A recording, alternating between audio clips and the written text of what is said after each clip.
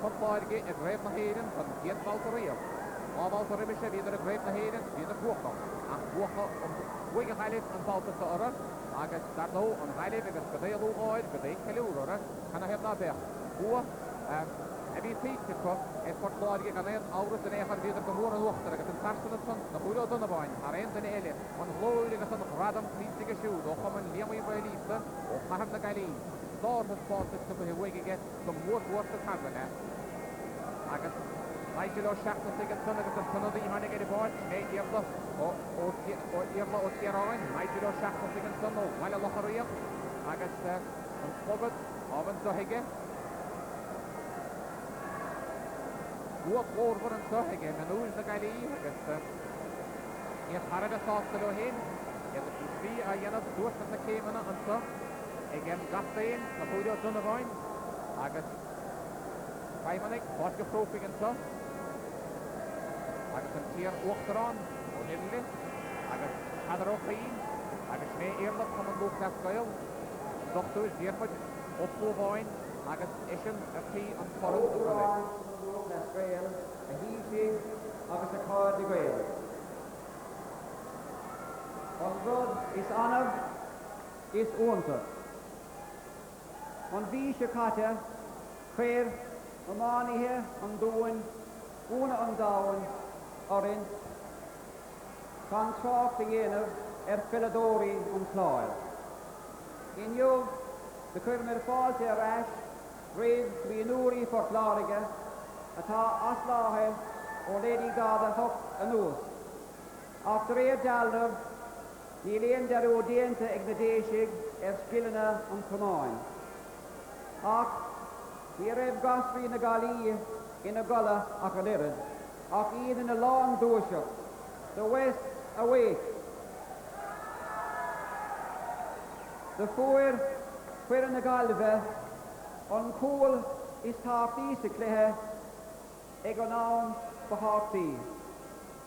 Tá ád volatilte ag an dáireann as an cluiche bra, simúil, fórtúil a chuidir ar fáil dúin in jog.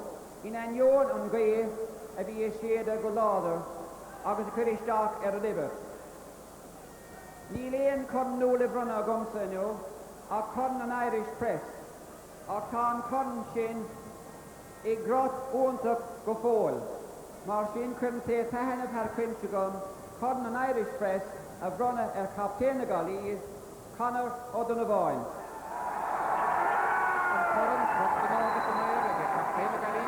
Donna Bhain or an scéala éireann. Úachtarán na hÉireann, úachtarán an Cuma Lucas scéal agus a cáirde go léir. Seán Ás agus bróidir an churn seo ar son na Galway. Táminic Farnatar an lá le fada agus buí ara tá an churn a rastan íthar. Bhí an clé agan inniu agus bhuas an buíochas a clapú ar fearn Port Lara.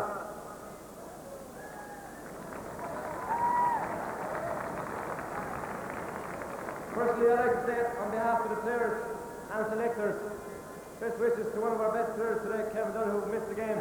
Kevin, we've done it! I'd like to pay tribute to the selectors, the 6 selectors. We came together last December and they put time and effort into this training. That's Paddy Madden, Brendan Maloney, Eamon Kelly, Monty Curran, Mike Flanagan, and our manager, Matty Murphy. Thanks, lads. I'd like to thank our own players for the time, the effort, and the sacrifices they made to make this day. Fortunately, we guided us to success. I must also thank the County Board, Fadon Murphy, and the Hurling Supporters Club for all their money and effort to put into us, not now, but underage hurling from under 14 up. Paddy Madden as well, and I'd like to thank Buck Rogers for putting up. He came to us at the start of the year when no one else would come, putting a lot of money into us, and thanks to Buck. Finally, again, I'd like to thank Waterford for a great game. I know they're devastated over this, but they're a great team. Jim Green's a great manager, and their day will come. Thanks, lads. 3 cheers for Waterford. The pip. The pip. Pip. That's it. Púido tunna bhaine tunna agus is John Cain Choide is dá hanga anna lífa agus is óntachan chuthe I gimmer sé go mór bhórsa tarna le an spráid ceasta go hiige dá idim agus an idim illegalíir an son agus cóháitachas a dhéanamh leo.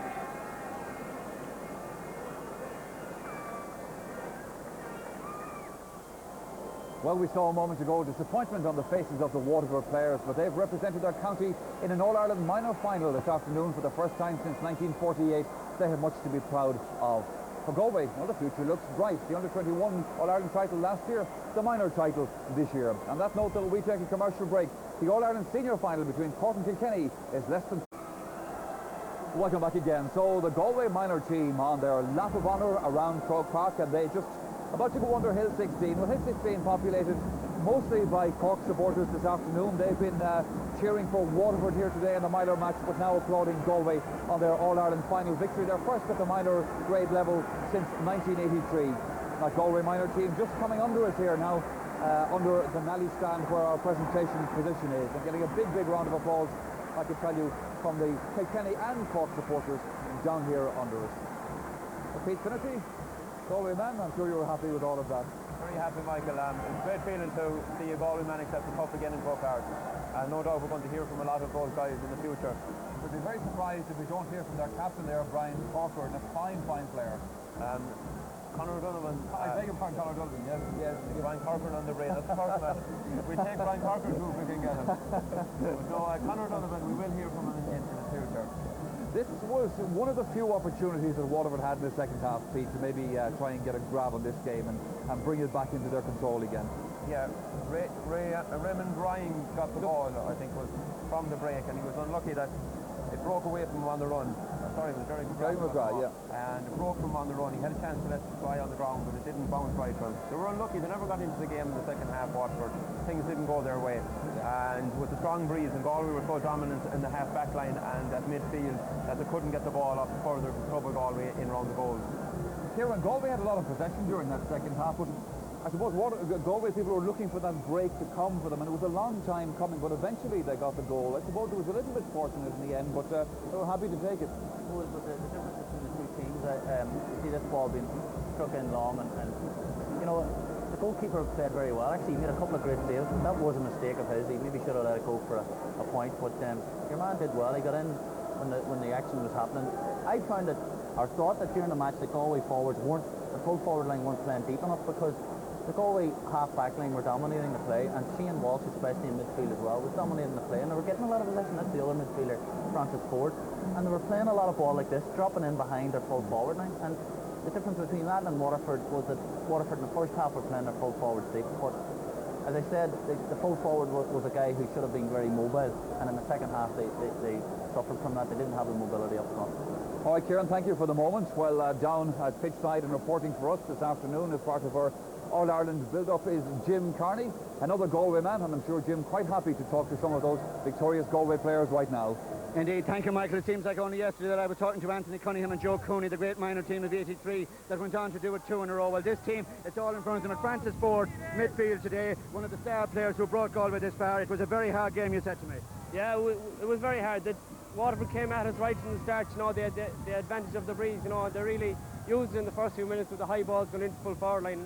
They got 2 goals, you know, and that set us back a lot, and it took us a long time to get going from there, you know, but eventually we clawed our way back into it. Well, your captain Conor Donovan gave one of the great performances in All-Ireland minor final. Conor Donovan, many congratulations to you on captaining the team and on your own personal performance. I think there were times you owned Croke Park there in the second half. Yeah, thanks a lot, Jim. I had a good game today to make up for the bad game I had in the semi-final, and I was happy with it. Like the lads, with the great Micheál Donoghue and Nigel Shoxley beside me here, the half-back line, to give us great support, and it was a really team performance. Like you're certainly led by personal example, and Conor, the only City man on this team, so our responsibility, I'm sure, on you in the hope that, you know, you'll boost City hurling for the future. Yeah, the hurling in the City is coming on a small bit now.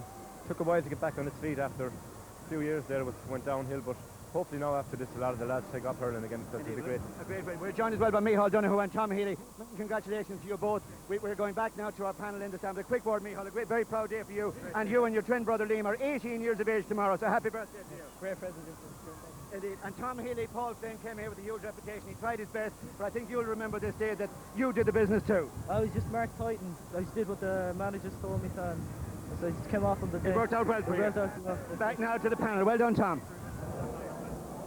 Well, a lot of happy Galway men down there. The reporter, I think, included amongst them. Let's now, for the moment, though, go back again to the Artane Boys band as they